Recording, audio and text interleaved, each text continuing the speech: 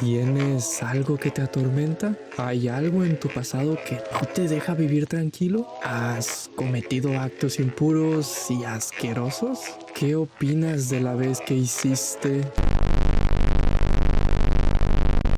Prepárate para vivir en un infierno donde tus pecados o traumas son tu peor pesadilla y tu verdugo. Silent Hill no es un simple videojuego el cual terminas y pasas inmediatamente al siguiente. Es un juego tan profundo, tan denso, tan asqueroso y tan real que podría cambiar tu forma de ver la vida. Después de experimentar la historia de James, después de entender qué es el pueblo de Silent Hill, después de descubrir qué representan los enemigos de este juego y después de entender qué es lo que está viviendo cada personaje, te aseguro que tú no serás el mismo de siempre. Tú como espectador no volverás a experimentar otro juego de terror igual. Silent Hill 2 es una crítica al ser humano, es un juego incómodo, es la fiel representación de qué tan bajo puede caer la mente humana. ¿Por qué Silent Hill 2 podría cambiarte la vida? Y aquí empezamos con una breve explicación sin spoilers para los que no hayan jugado al videojuego pero quieren entender por qué deberían de hacerlo. Y después exprimiremos cada detalle del juego para entender por qué Silent Hill 2 no es un juego al cual tú juegas, sino que es uno el cual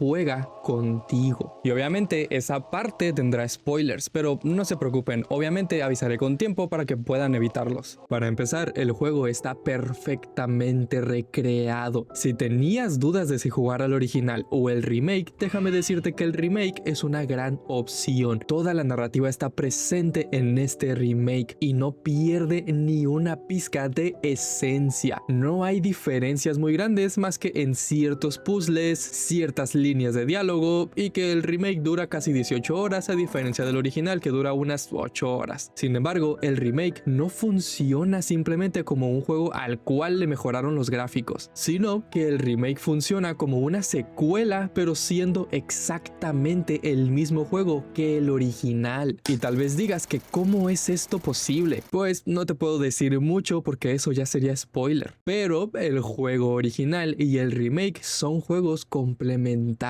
No es como el remake de Resident Evil 2, donde el juego es el mismo pero mejorado. Pero la explicación de todo esto la veremos más adelante con los spoilers. Ahora, si quieres saber cuál jugar, ve directo al remake. Tienes unas cinemáticas que expresan a la perfección la emoción, el duelo y el trauma de los personajes. Tienes unos gráficos renovados, muy realistas y bastante detallados. El gameplay es mucho más fluido, el combate es intenso, pero no te sientes en un Resident Evil. Incluso teniendo armas a tu disposición, te sigues sintiendo vulnerable. El combate no arruina el terror como en otros juegos, más bien lo utilizan como una forma de narrativa, como en este cierto combate donde la mirilla no deja de temblar porque James tiene miedo de terminar con esa misión. Y si jugaste al juego, sabes qué momento es este y el por qué James tiene miedo de disparar. Cada personaje tiene su duelo, pero no es un duelo que sufres solo porque haya monstruos por Silent Hill. Es un duelo psicológico, algo que consume a los personajes, es algo que les genera mucho asco de ellos mismos. Y precisamente los enemigos de este juego no están ahí como decoración. Cada criatura simboliza algo muy retorcido. La mente humana puede ser muy cabrona y eso lo plasma muy bien Silent Hill 2. Oye Kota, pero ¿por qué debería de jugar si solo quiero sentir terror? Sencillo, por mucho que la historia de Silent Hill 2 sea lo más importante y que desde ese núcleo es donde genera terror, Silent Hill 2 como mero producto de terror es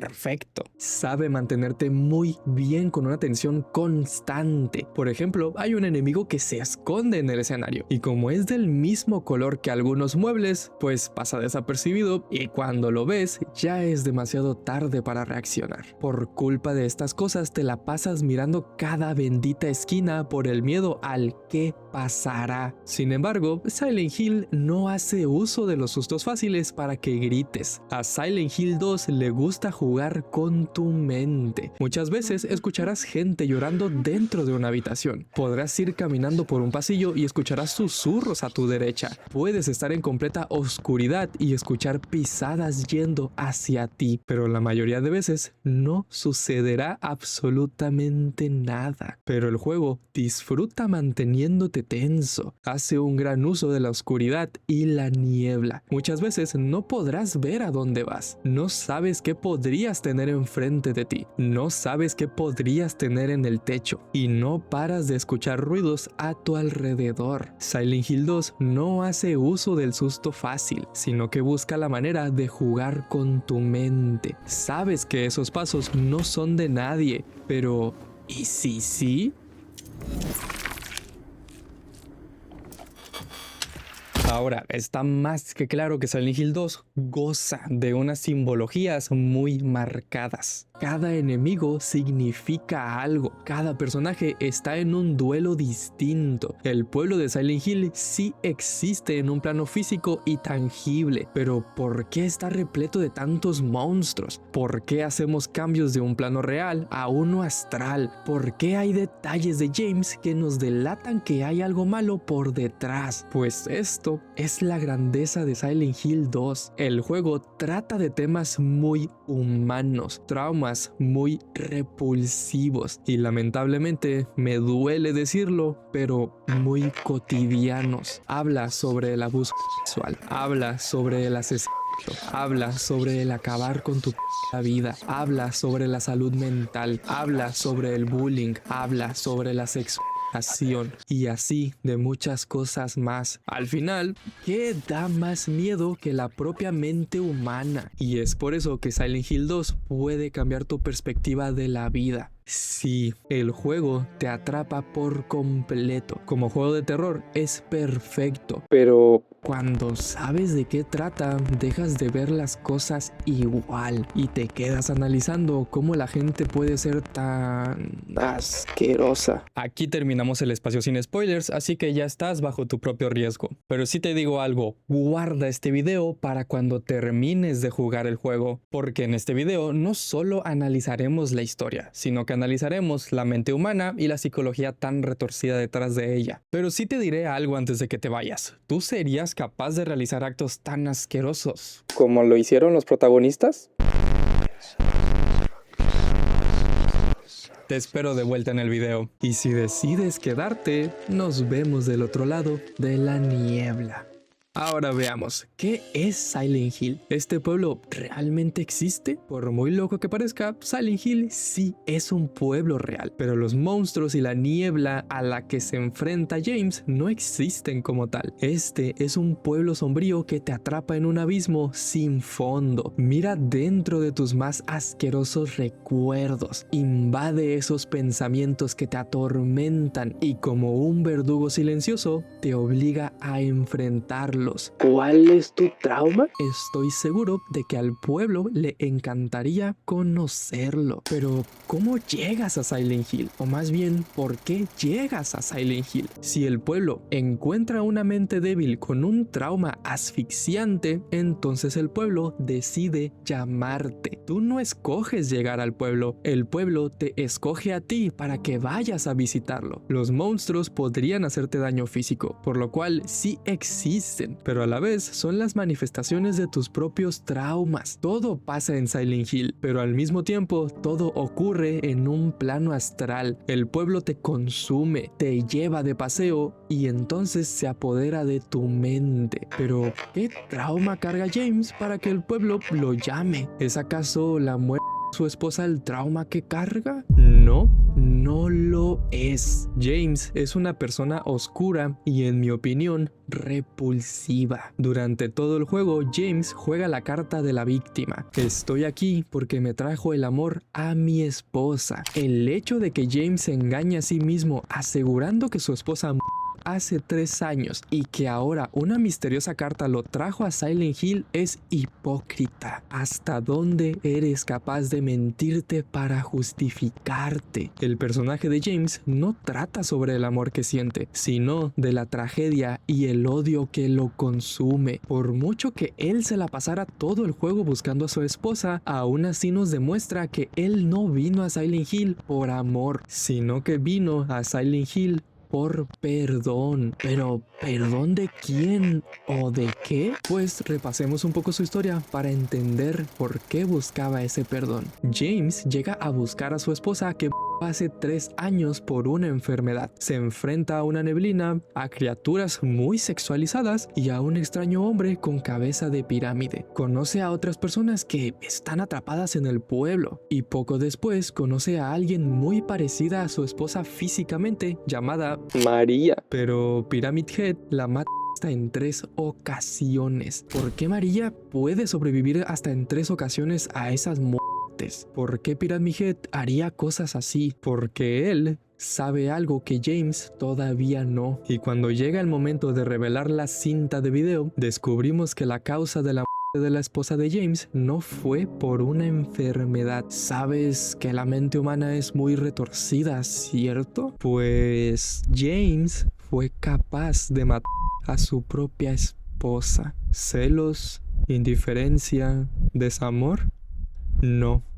Egoísmo puro disfrazado de piedad. Frustración sexual acumulada por 3 años. Resentimiento por sentir que arruinaron sus vidas. Y un James que se llenó de tanto odio hacia su esposa por haber enfermado. Pero al mismo tiempo, James se sentía totalmente asqueado de él mismo. Y paremos un segundo. Esto no significa que James sea un mal personaje o que debamos odiarlo sin más. De hecho, es un personaje fascinante, magistralmente escrito y con el que es dolorosamente fácil empatizar por todo el sufrimiento que carga. Pero empatizar con su dolor no significa que debamos justificar sus acciones. Al final del día, lo que hizo sigue siendo deplorable. James juega el papel de la víctima durante todo el juego. Se pasa horas buscando a su esposa con desesperación para que al final se diera cuenta que no la estaba buscando por amor, la estaba buscando para conseguir su perdón. Y esto es totalmente asqueroso. Por mucho que un familiar esté enfermo, nunca deberías de llegar al límite que James cruzó, y mucho menos con la supuesta mujer que tanto amas. Querido espectador, ¿tú serías capaz de matar a la persona que amas? Solo imagínate. Ella tumbada en la cama del hospital. Tú solo te acercas sin decir nada. Ella te toca el brazo como último acto de amor. Y tú en lugar de mostrarle tu afecto de vuelta, lo que haces es...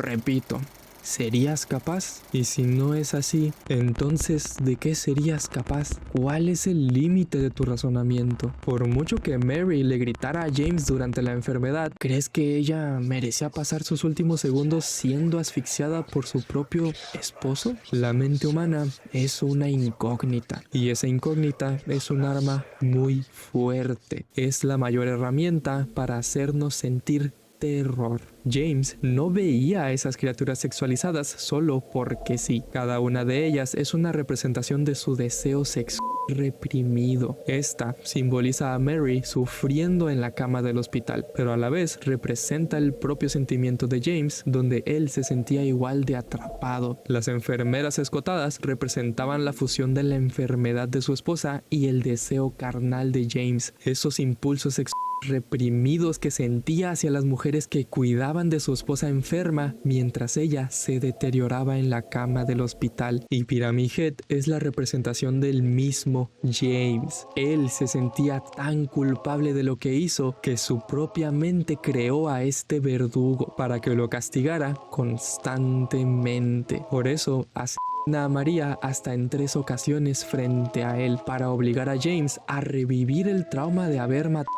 a Mary una y otra vez hasta que él pueda aceptar su culpa, porque María no es un personaje normal, es una creación del pueblo, es otro monstruo más, una copia de su esposa idealizada por su propia mente enferma, más sensual, más provocativa, más dependiente de él y sobre todo completamente sana. Todos estos monstruos solo nos revelan los deseos más repulsivos de James y el asco profundo que siente de sí mismo por seguir teniendo necesidades sexuales mientras su esposa se moría frente a él. James sabe en su subconsciente lo hipócrita que puede llegar a ser. El pueblo no quiere salvarlo, no quiere darle una redención. El pueblo quiere consumirlo por sus pecados. El asco que él siente de sí mismo es porque incluso cuando su esposa estaba en cama, él todavía tenía deseos sexuales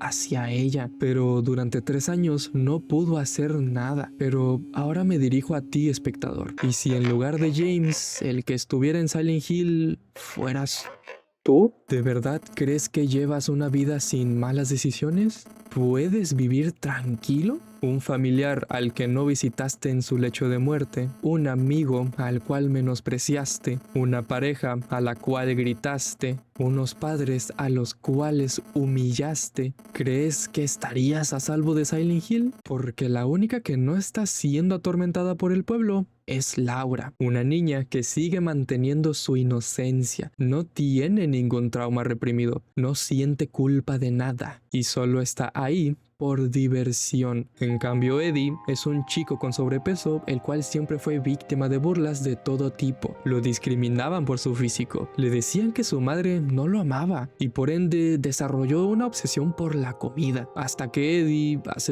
al perro de su agresor y luego le disparó en la pierna. Eddie no ve la neblina que ve James, tampoco ve los monstruos sexualizados. Eddie probablemente ve un mundo de carne fría, como si todo fuera un refrigerador gigante, siendo una representación de cómo se percibe él mismo por su obesidad, y probablemente las criaturas que él ve son personas burlándose de él. Angela fue una chica forzada por su propio padre a mantener relaciones. Ella no ve un mundo congelado ni una neblina. Ella ve un mundo ardiente en llamas, una representación de cómo vive su vida y cómo se siente ante el trauma que sufre constantemente. La representación de su monstruo es una criatura de 2 cabezas, una encima de la otra, simulando un acto sexual que ella sufría. Incluso Angela lleva ropa larga con un cuello alto para ser lo menos revelador posible, mostrando que quiere vestirse lo menos sexual para así ser menos propensa a recibir un abuso. Y así es como funciona Silent Hill. Este pueblo ve dentro de tus traumas y te hace revivirlos una y otra y otra vez. Cada quien experimenta su propio Silent Hill y es por eso que te pregunto, ¿a ti qué es lo que te atormenta? ¿Estás seguro de que puedes dormir tranquilo? ¿Te han hecho daño o le has hecho daño a alguien? Esto es lo que te plantea el juego. El terror viene desde la crudeza del actuar humano. El terror no se manifiesta con un fantasma mitológico, no se manifiesta de un experimento fallido y no se manifiesta con zombies, sino con los fantasmas de tu propio pasado. Y aquí es donde encaja la pieza más macabra de todas. Al principio te dije que James se mentía a sí mismo diciendo que Mary murió hace 3 años para no asumir su realidad, pero la verdad es mucho más cruda. James no viajó a este pueblo para recordar un viejo luto, viajó con la culpa fresca. Mary no lleva años muerta. James la asfixió hace apenas unas horas, y mientras él camina por la neblina buscando respuestas, el cadáver de su esposa sigue en el asiento trasero de su auto. ¿Recuerdas cuánto tiempo llevaba Mary enferma en el hospital? Así es,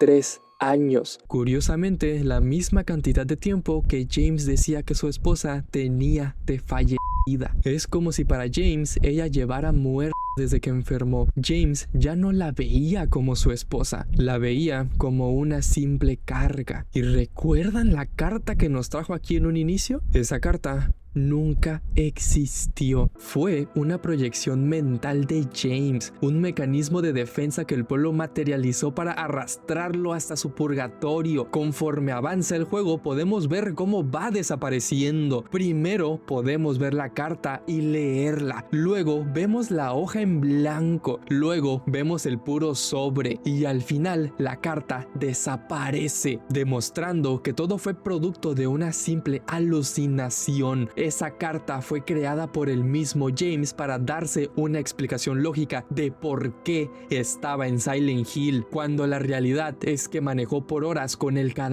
de su esposa en el asiento trasero. Por eso, al inicio del juego vemos a un James deshumanizado en el espejo. Por eso, su coche está mal aparcado. Y por eso, la puerta del conductor está abierta de par en par. Es una clara señal de que James tenía prisa para salir del coche, porque su esposa estaba dentro de él. Pero cuando entra al baño, parece haberse creado una realidad falsa de la carta. Todo para convencerse de que no hizo nada malo, cuando en realidad es una persona deplorable. Durante su estancia encuentra diferentes fotografías las cuales nos demuestran diferentes etapas de su vida con Mary, casi como si el pueblo lo obligara a recordar el por qué está aquí. Y ¿saben qué? No es la primera vez que James pisa este pueblo. Durante todo el juego vemos diferentes cuerpos por el pueblo, pero si les prestas un poco de atención verás que ese cuerpo es el mismo James, dándonos a entender que él ya estuvo aquí antes, pero falleció. Y hay detalles que nos demuestran que James lleva en un bucle de sufrimiento por más de 20 años. Primero, si conseguimos todas las fotografías y las juntamos para hacer una frase, esta dirá: has estado aquí por 2 décadas. Y esto no es todo. Si investigamos ciertos lugares, veremos que provocan un tipo de estática, pero en realidad funcionan como un déjà vu. James está recordando haber estado en esos lugares sin realmente saber por qué. Pues adivinen qué. Esos déjà vus son localizaciones o puzzles del juego original en 2001. ¿Recuerdan que dije en un inicio que Silent Hill 2 Remake funcionaba como una secuela contando la misma historia? Esta es la razón. James lleva en un bucle de sufrimiento por más de 20 años. Esos déjà vus que tiene al investigar ciertas áreas no son más que sus propios recuerdos del pasado. Y esto explica perfectamente por qué el juego tiene tantos finales. Porque James puede revivir cada uno de ellos cuantas veces quiera. Que él nunca podrá salir de Silent Hill porque no es capaz de superar sus traumas. Cuando decía que James era un personaje despreciable es por los actos que cometía. Pero el hecho de que siga atrapado en ese pueblo solo nos demuestra lo cruel que es la mente humana. James se cree merecedor de ser juzgado y de ser cuestionado. No cree que merece ser perdonado por nadie. Y es por eso que no puede salir, porque se cree merecedor de todo el sufrimiento por el que está pasando. En el final de Live María, podemos ver cómo perdona a James desde su cama de hospital. Él acepta la horrible persona que fue, asume la culpa y se va de Silent Hill adoptando a Laura para intentar ser un mejor hombre. En el final de In Water, y mi favorito por cierto, James es incapaz de soportar el asco y el peso de lo que hizo. Se sube a su auto con el cadáver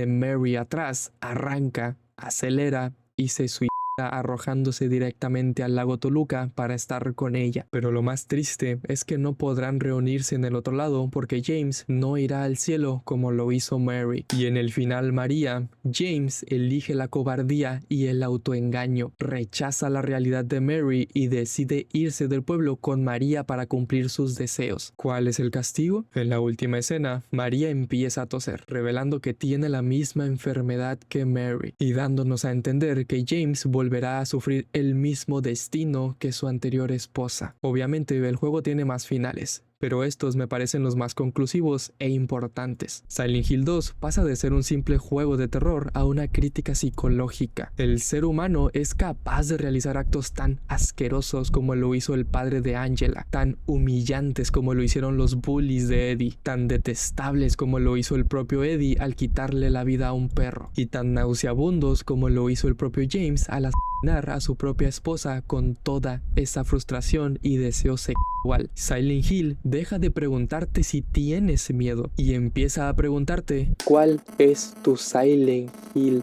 ¿Qué es lo que te atormenta? ¿Estás seguro de que estás viviendo una vida sin arrepentimientos? ¿Y tú qué serías capaz de responder? Si realmente crees que las historias de James, Angela y Eddie son la cúspide de la bajeza humana, te reto a mirar un poco a la realidad, porque a veces lo que más miedo nos da es la capacidad que tiene la mente humana para realizar ciertos actos.